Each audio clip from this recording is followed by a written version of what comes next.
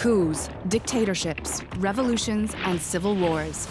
This series examines the modern history of Latin America and focuses on 6 countries: Brazil, Chile, Panama, Nicaragua, Venezuela, and Colombia.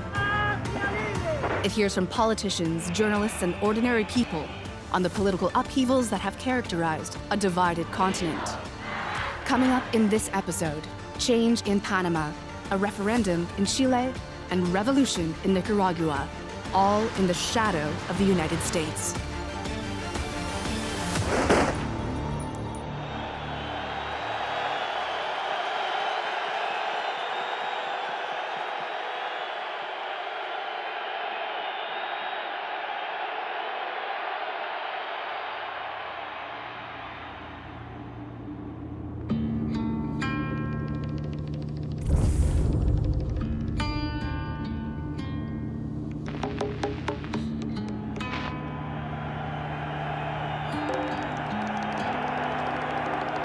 In July 1979, the Nicaraguan armed group, the Sandinistas, overthrew the US-backed President Anastasio Somoza with the support of Cuba and Panama. The Sandinistas formed a new government under one of their leaders, Daniel Ortega, and said they wanted to build a new, more egalitarian Nicaragua. Las primeras semanas después del triunfo, había el sentimiento de que estábamos como en los primeros días de la creación, como en el Génesis. Teníamos que inventar todo de cero. Teníamos que crear todo de la nada que había quedado. Yo soñaba que venía una nueva era para Nicaragua, que íbamos a tener educación, salud, cultura.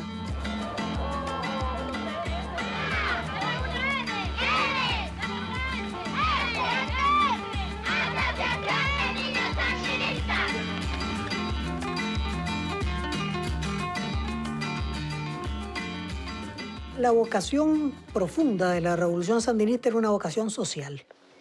¿Qué hacer en una sociedad donde 7 de cada 10 son analfabetas? Bueno, pues hay que alfabetizar. Entonces esa fue una enorme movilización de jóvenes, estudiantes de secundaria, hacia el campo, que era donde la proporción de analfabetas era muchísimo más alta. La alfabetización fue como una segunda revolución que se iba a hacer para acabar con la ignorancia en Nicaragua.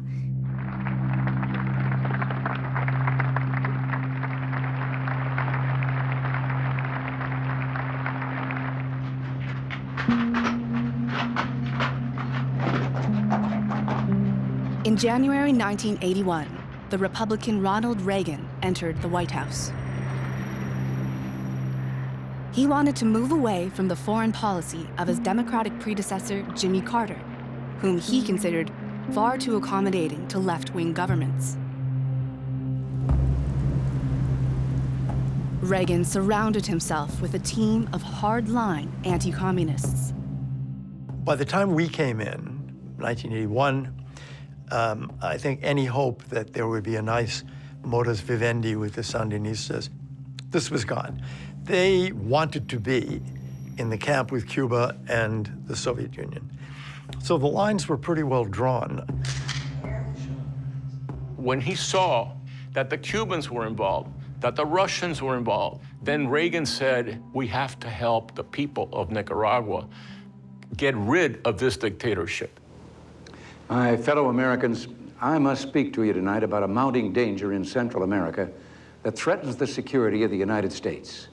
This danger will not go away. It will grow worse, much worse, if we fail to take action now.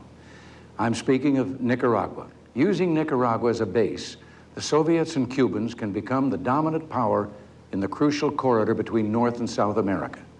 El Salvador and Nicaragua were the key in this hemisphere. This was the domino theory. We really thought that if El Salvador went, Honduras and Guatemala would also succumb to existing Marxist groups that were being armed by Cuba and now by Nicaragua. cantidad de veces se expropió. Es decir, el dominio en la mentalidad de reforma agraria era la creación de empresas estatales más que la distribución de tierra a campesinos para que la tuvieran en posesión individualmente. Pero el campesino nicaragüense no tiene educación de colectivización. Quiere su tierra individual, su parcela individual. Obviously, the peasants were very much opposed to that. A peasant who had 1 hectare of land, 2 hectares, 5 hectares. And that led them to rebel. Nicaraguan peasants joined armed groups formed by former members of deposed President Anastasio Somoza's National Guard. They were called the Contras, short for counter-revolutionaries. The Contras were the largest peasant army in the history of Latin America. And our thought was that with trained leadership from the old National Guard, and with our help, with arms and ammunition, with political support, we thought they really did have a chance.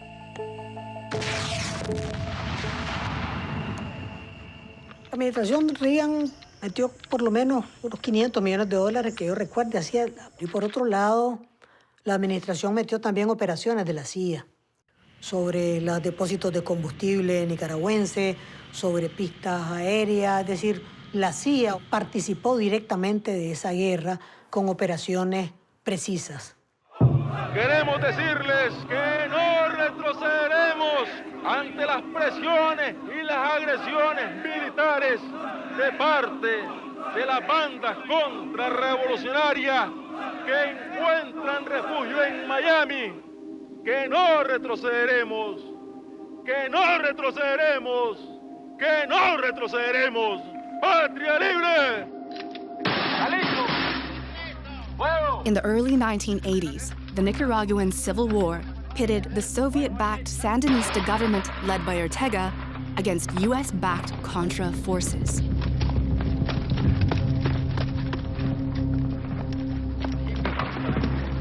I've spoken recently of the freedom fighters of Nicaragua. You know the truth about them. You know who they're fighting and why. They are the moral equal of our founding fathers and the brave men and women of the French resistance. We cannot turn away from them. Son los paladines, como se dice, de la administración Reagan y que se aprovechan. En primera instancia, el dolor de las madres, en el caso de mi esposa. El terrorismo que desarrolló la Contra en el campo nicaragüense fue terrible, asesinando maestros y maestras rurales, violando campesinas, aterrorizando los poblados. Es decir, la guerra civil es una guerra atroz, pues. Ahí estamos hablando de una matanza de ambos lados verdaderamente tremenda. Toca la familia, toca familias inmediatas, toca los amigos. Estamos hablando de decenas de miles de muertos, ¿verdad? Decenas de miles.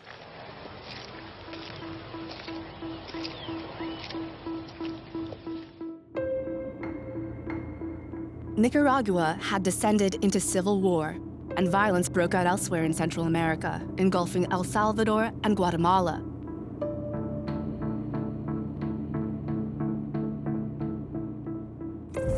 However, Panama avoided civil war, but would soon be caught up in a new conflict with the United States.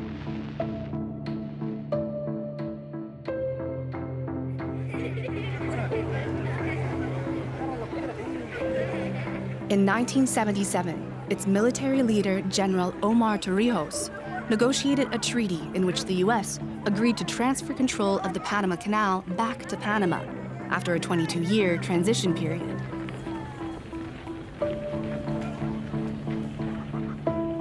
Four years later, Torrijos died in a plane crash that his supporters thought suspicious.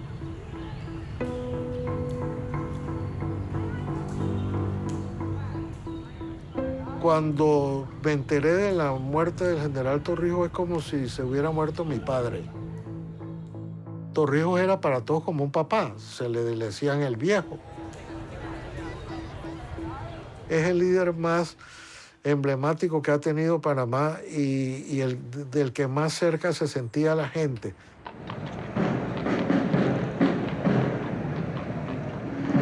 Frente a nosotros pasas en estos instantes el brioso Corzuel, que lleva las botas, sombrero y espada del general Torrijos.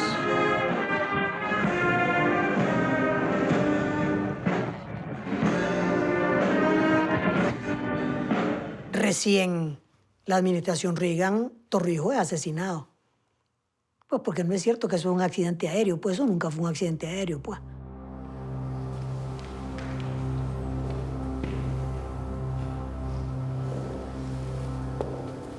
Sobre la muerte de Omar Torrijos hay mucha especulación. Yo era a la sazón ministro de Gobierno y Justicia. Me tocó contratar las investigaciones que se hicieron y yo no tengo ningún elemento para pensar que Torrijos fue asesinado.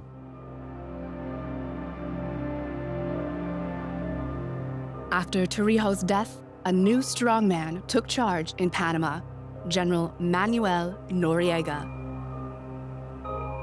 He was a former head of military intelligence. Se decía que era un agente de la CIA, pero tenía unas magníficas relaciones con Cuba, con los regímenes de izquierda. Fue un hombre de una complejidad, pero también y de una gran inteligencia. At State, we used to say about Noriega that he was the only man in Central America who couldn't be bought, only rented.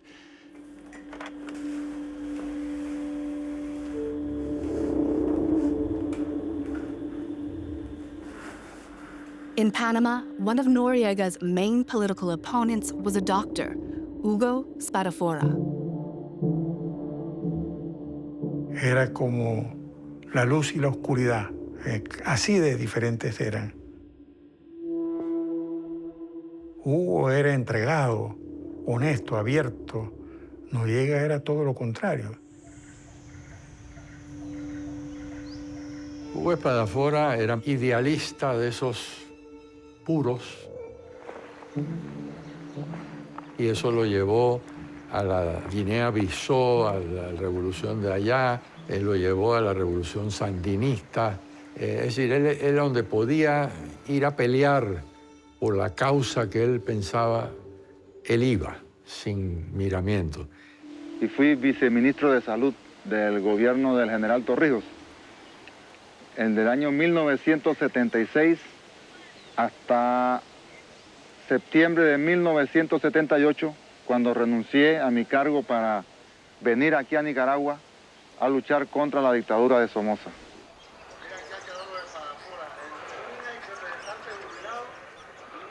Hugo Spadafora era mi hermano, estudió junto conmigo en Boloña. Desde muy temprana edad era siempre muy preocupado por los más débiles y siempre creo que ese fue el norte de su vida y que finalmente lo llevó a su homicidio, pienso yo. Quiero hablar de otro tipo de corrupción que envenena tanto o más el clima político en el país. He had decided to fight against Noriega. He had gathered evidence on Noriega's involvement in drug trafficking, and he began criticizing him more and more openly. Recuerdo que Hugo fue al diario La Prensa e hizo una declaración específica en donde denunciaba que Noriega era en realidad un cómplice de todo el narcotráfico, que el narcotráfico se había incendiado en el país.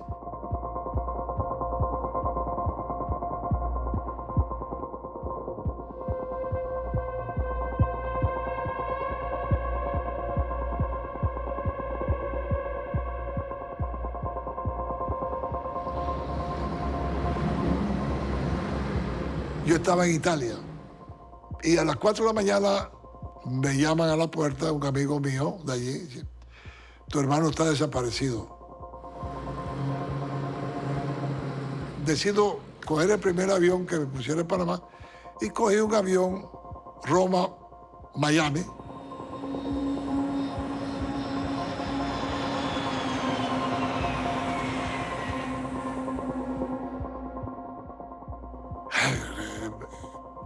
Llegando a migración,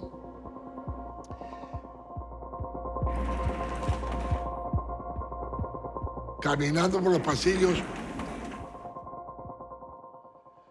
y hay venta de periódico y veo el cadáver de sin cabeza de mi hermano.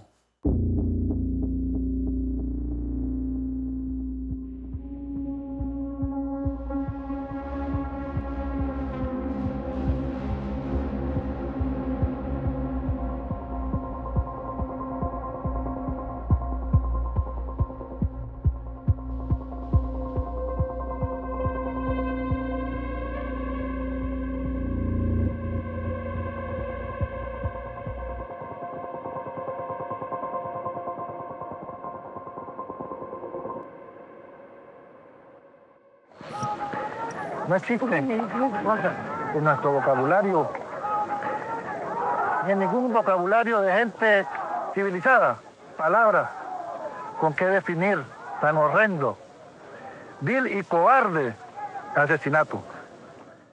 Inmediatamente después de enterrar a mi hermano, nos tomamos pacíficamente la sede de las Naciones Unidas a Panamá para llamar la atención, pidiendo una comisión investigadora del homicidio de mi hermano Hugo Espadafora.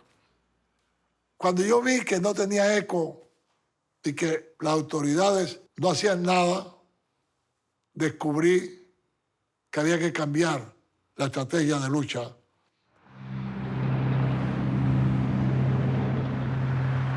Y había que desenmascarar a Noriega ante la administración gubernamental norteamericana y ante la opinión pública.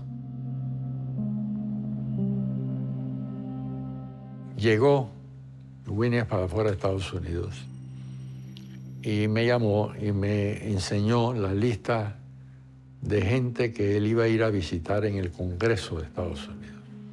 Y recuerdo perfectamente bien que tenía en la lista a Jesse Helms, un senador de extrema derecha del sur de los Estados Unidos. As Central America falls, we are going to be flooded with refugees, 10, 15, 20 million of them coming across our borders, people who can't speak English, who have no jobs, who have nothing. Y le dije, Winnie, no pierdas tiempo con Jesse Helms. Los derechos humanos no es parte de su agenda, ¿no? Me recibe el senador Jesse Helms. Yo fui muy claro y le dije, y yo quisiera saber por qué usted se interesa en el caso de mi hermano. Y él se paró del pupitre y le pegó un golpe al pupitre. Mire, a mí no me gustan los homicidios, fue muy enfático. Yo conozco más de Noriega que de lo que usted mismo conoce.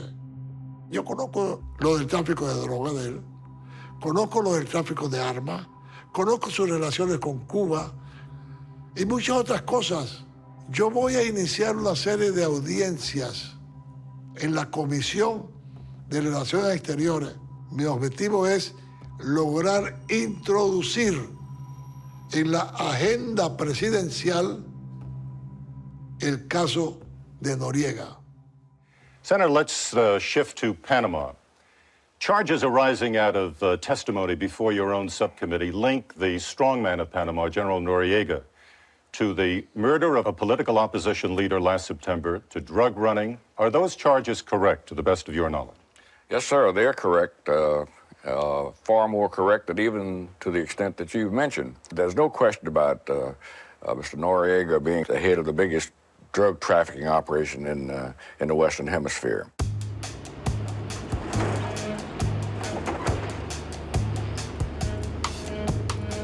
By the mid-'80s, there began to be an increasing awareness, both in the media and political circles, about the consequences of America's flirtation with drugs. Cocaine in particular became the great bugbear.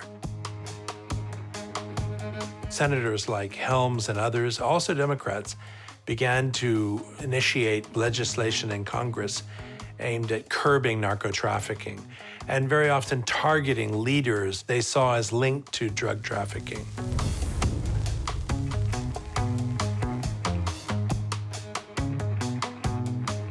I was sent to Miami as the new chief of narcotics in August of 1982. My mission was to go after the highest level drug traffickers, and their political support made no difference how high it went. I was to go as high as I could get.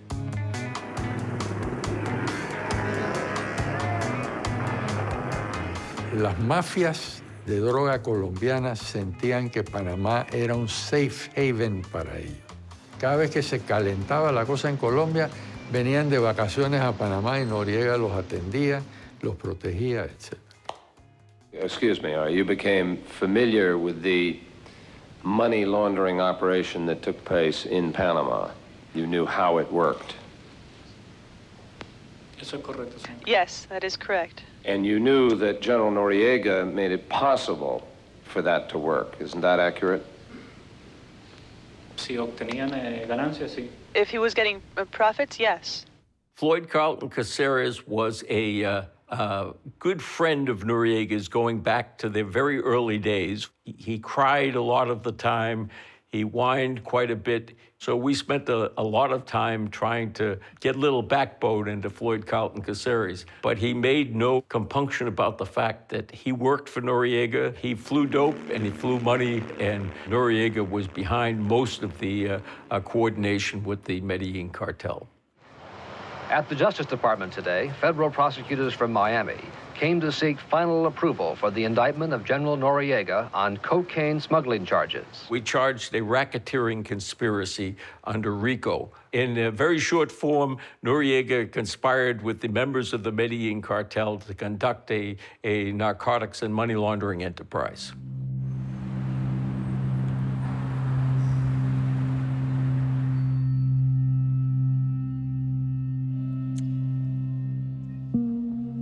It may sound almost unbelievable, but the decision to indict Noriega for drug trafficking was not taken in Washington. It was taken by the United States Attorney in Miami.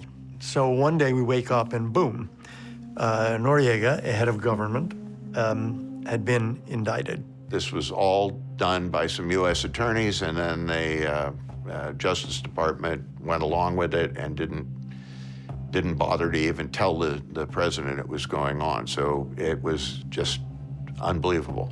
Prosecutors do not communicate with politicians. You don't pick up the phone and call the president of the United States. You don't call a congressman. You don't call a senator. You do your job, and if there is politics involved, then that'll be handled at a different level. It wasn't that they were wrong. I mean, Noriega was a drug dealer, but that's a big step to indict, in essence, the head of a foreign government. We don't deal with indicted drug traffickers. It meant that doing business with the country of Panama, for us, and by us, I don't just mean the White House, the military, we still had thousands of soldiers there. CIA, everybody who was dealing with the government of Panama had a huge problem now because the guy running the place had been indicted for drug trafficking. We in the State Department wanted to get him out. And we thought we had a possibility of negotiating with him. He said, if I say to my men, I have saved myself, I have not saved you, they would kill me. I said, what am I supposed to do, threaten to kill you twice? I don't think I can top that, you know.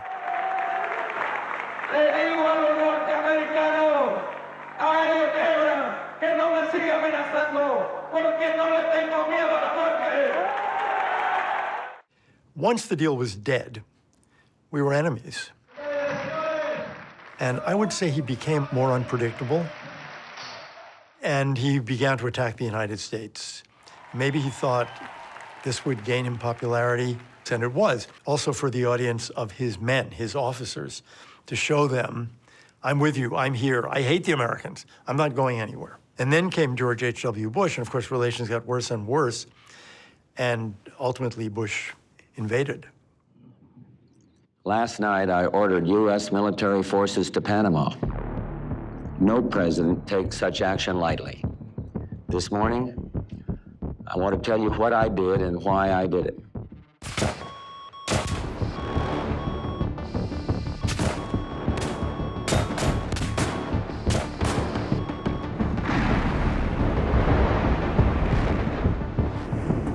Atención, atención, atención.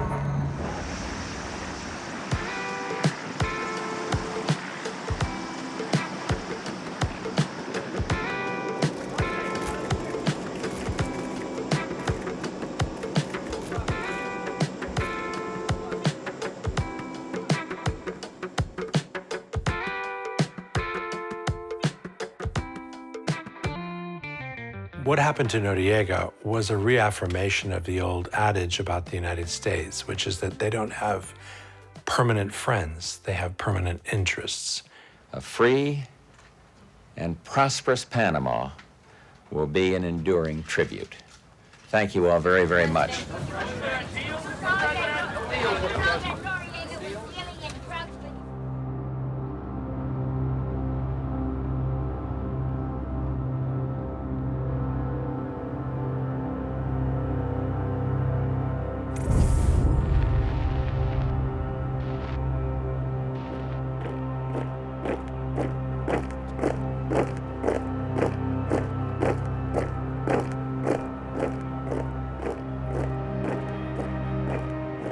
In Chile, General Augusto Pinochet had been in power since the September 1973 military coup.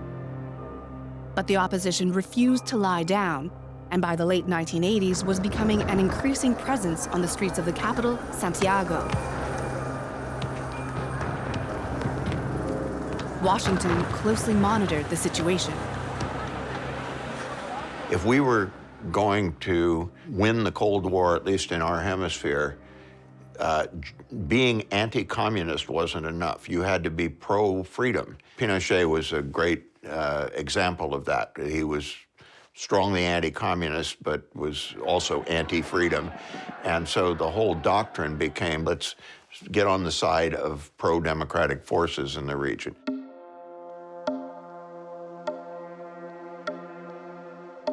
Hay un cambio en Estados Unidos. Viene una decisión que para mi juicio fue muy importante, que es la designación de un nuevo embajador, Barnes. Y ese fue un embajador que apoyó a la oposición democrática. Hoping to reassert his grip on Chile, Pinochet organized a referendum in October 1988. If the Chilean people voted yes, Pinochet would remain in power. But a no vote would see him depart.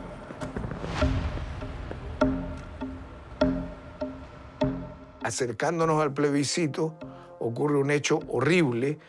2 estudiantes son detenidos por el ejército, son rociados con benzina y son encendidos y quemados. Barnes asiste al funeral de uno de los jóvenes.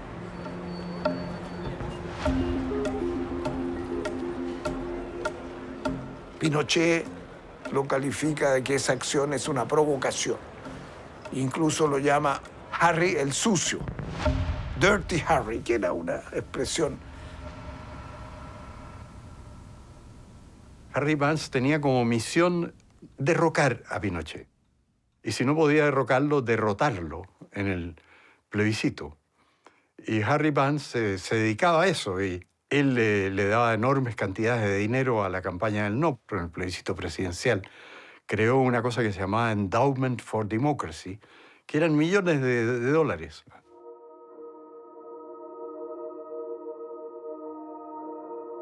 I was in the leadership of the campaign, and I was in charge of the TV program.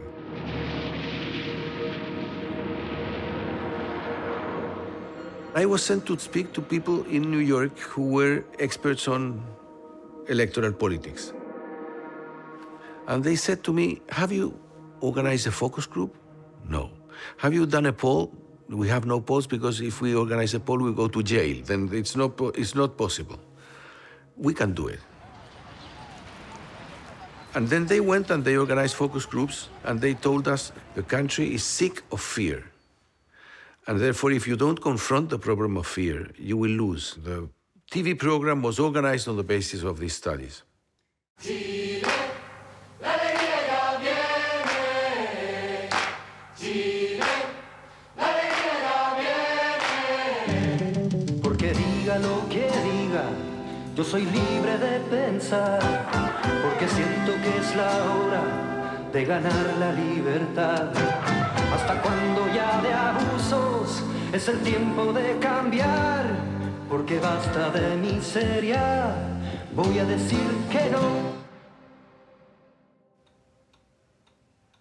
La estrategia era demostrar la superioridad de la sociedad libre sobre el socialismo. Y en el fondo decía que aquí iba a haber un régimen socialista si ganaba el no. En el mundo de hoy, la corriente del futuro pertenece a la libertad de iniciativas, al respeto de propiedad, del derecho de propiedad, a la descentralización, al Estado pequeño. Si queremos tener democracia y al mismo tiempo conseguir todas esas cosas, debemos votar sí en el plebiscito. Un país ganador, sí.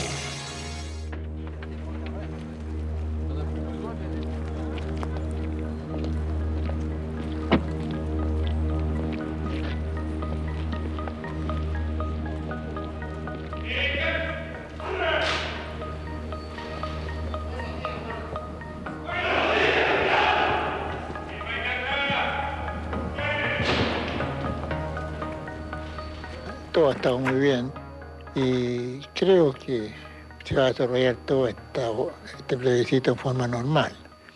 El problema puede venir en la tarde.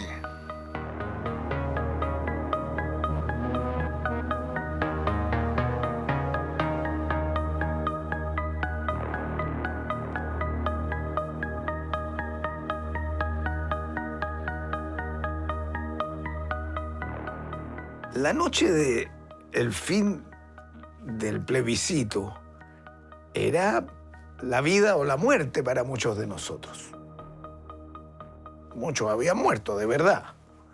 Y esto podía iluminar el futuro de todo el país. Plebiscito 88 en Canal 13. Yo creo que en algunos momentos más ya nos estamos acercando a la hora indicada en el Diego Portales para dar el primer escrutinio, que eran las 7:15. El gobierno sale primero y un subsecretario saca la primera declaración y dice, la primera estimación es que está ganando el sí. Yo recuerdo que eso nos golpeó de lleno y minutos después se produce un corte de luz. Ido siendo superados y ya están...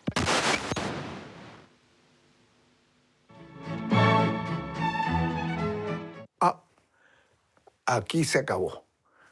Dieron los primeros cifras y cortaron la luz. ¿Y cómo vamos a comunicar nuestro conteo? Vuelve la luz. Viene el primer conteo. Va ganando el no. Esto es un 44.34% para la opción sí y un 53.31% para la opción no. Pinochet llama a los comandantes en jefe a una reunión. Era una reunión en que en el fondo sabíamos iban a decir qué hacían. ¿Decimos que ganamos o reconocemos el resultado? Y a la entrada, el comandante en jefe de la Fuerza Aérea le preguntan y se da vuelta y dice, parece que ganó el no. Yo creo que ganó el no. Me parece que realmente ganó el no. Yo tengo, al menos para mí, yo lo tengo bastante claro ya. Inside the moneda, Pinochet orders the others to sign a document in which they reject the results and they declare a state of siege in Santiago the following day. And the rest says, no, we are not going to sign. And then a general faints because he was so nervous that he lost conscience.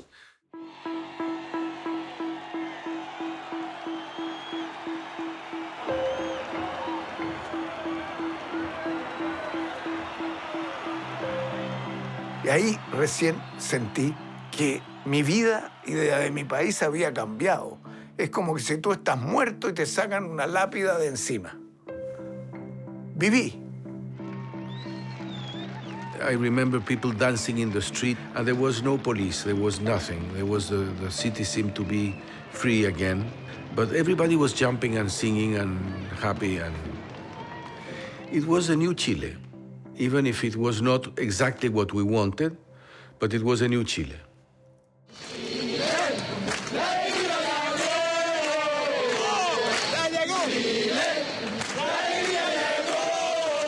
There would be a new Chile. In the late 1980s, as the Cold War ended, a wind of change began to blow across Latin America. In Nicaragua, the Civil War ended, and in 1990, the Sandinistas left power following free elections. La derrota del Frente Sandinista fue un gran golpe. Daniel Ortega había actuado como una tiranía dentro del Frente Sandinista, causando un fraccionamiento. Yo salí del frente y salimos varias otras personas y creamos otro partido.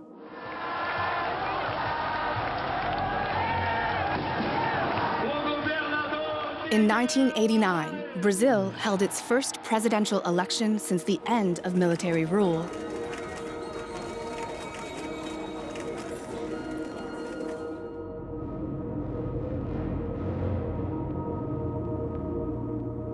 Democracy was gaining ground across much of the continent. But a new storm was brewing in Venezuela. At a time when some Latin American countries were ruled by military dictatorships in the 1970s and 80s, Venezuela was a stable democracy and a staunch ally of the United States. Venezuela was an important country to the United States on several grounds.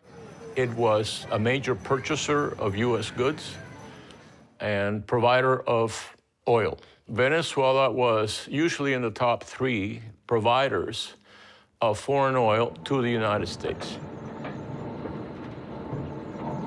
Now, when I arrived, at the beginning of '86, the price of oil dropped, and the Bolivar, the currency, was devalued. So it was not a good moment. In December 1988, the center-left candidate Carlos Andrés Pérez won the presidential election. But when he came to power, Pérez discovered that the country's finances were in a terrible state.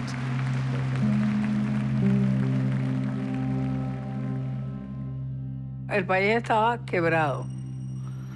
No habían reservas internacionales en el banco para financiar un mes de importaciones de Venezuela. Tú estás en bancarrota. Y si tú estás en bancarrota, tienes que buscar a alguien que te dé el dinero para poderle pagar a los acreedores y salir de esa bancarrota. Ir al Fondo Monetario Internacional no es una opción. Es la única opción que tiene un país que agotó sus reservas internacionales. El Fondo Monetario es la institución por excelencia del capitalismo mundial. Él ha sido el gran arquitecto, el que ha moldeado el sistema económico mundial, que es absolutamente injusto.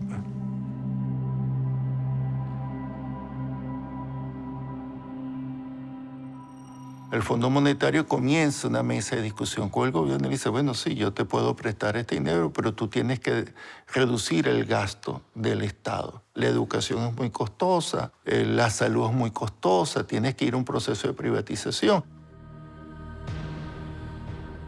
El presidente pues anuncia que se van a llevar adelante medidas económicas, que se van a hacer una serie de privatizaciones en el país y que va a venir un aumento de la gasolina.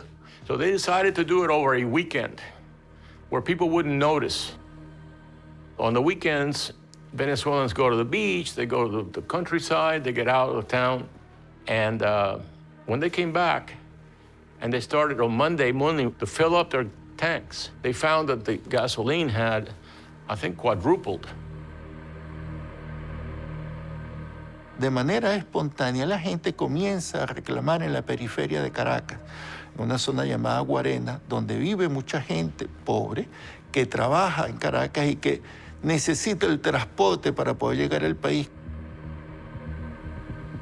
La protesta esa se conoce como el Caracazo.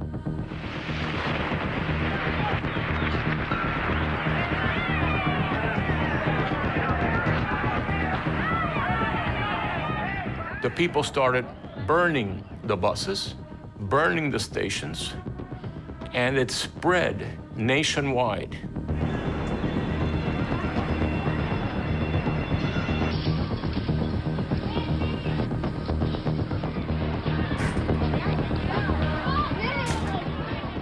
El gobierno respondió con la policía, muy represiva, pero la policía fue desbordada porque era toda la ciudad. Es entonces que Carlos Andrés decide sacar el ejército. El presidente Pérez dijo, no quiero violaciones masivas de los derechos humanos, se lo digo a los militares. Ahora, los militares son militares.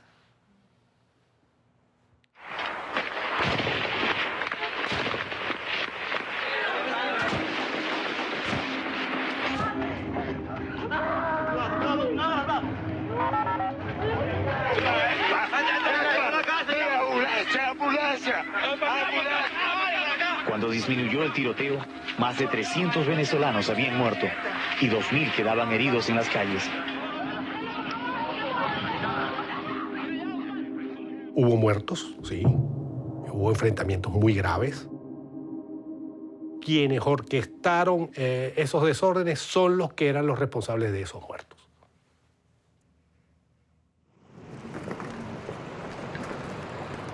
Fue una represión brutal, nunca visto, desproporcionada, innecesaria. Claro, el ejército no actúa de esa manera sin una instrucción directa del gobierno. Nuestro ejército es un ejército de origen popular y esos soldados dispararon contra gente como ellos y creo que ahí se rompió la relación que había de convivencia entre el ejército y las élites. Hugo Chavez at the time was a charismatic young army paratrooper. The 1989 Caracazo was a real turning point for Chavez. He began at that point on to reach out to people in the sort of radical left circles and to find comrades within the military to join him in what became a coup attempt in 1992.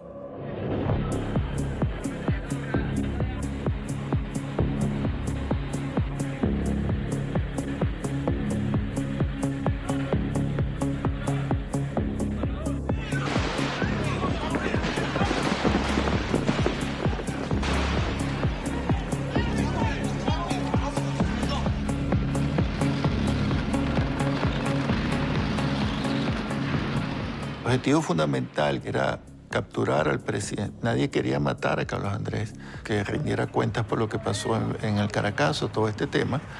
Pero bueno, eso no sucedió. Oficiales y soldados, les habla su comandante en jefe. Su obediencia es para conmigo, para quien tiene el mandato del pueblo, para quien juró la Constitución. Chavez launched his coup at a time when he didn't have enough allies within the military. You still had a military institution that was largely orthodox. It didn't go along with him.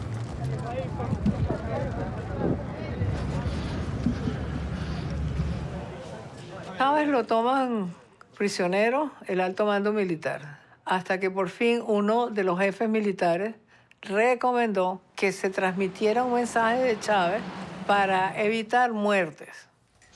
Compañeros, lamentablemente, por ahora, los objetivos que nos planteamos no fueron logrados en la ciudad capital. Es decir, nosotros acá en Caracas no logramos controlar el poder. Estaba perfecto. Estaba con el uniforme perfectamente puesto, la gorra puesta, todo puesto, el armamento, como si el tipo está bajo control de toda la situación y entonces decide que él va a rendirse y entonces el discurso de él es decirle, no pudimos lograr los objetivos aquí, por ahora, entonces, ¿qué dice? Tenemos que deponer las armas. La aparición del comandante Chávez esa madrugada despertó una esperanza tremenda en el país. Chávez se convirtió en un líder genuinamente popular.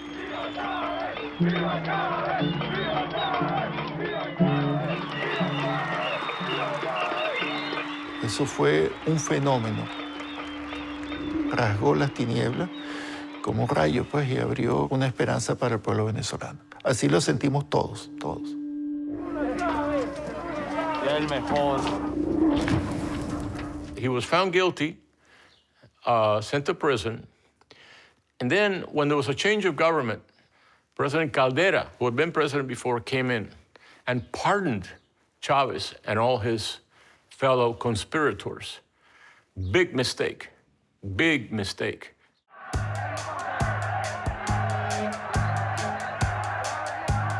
Hugo Chavez was about to be sworn in as Venezuela's new president, dividing not just a nation, but also opinion abroad.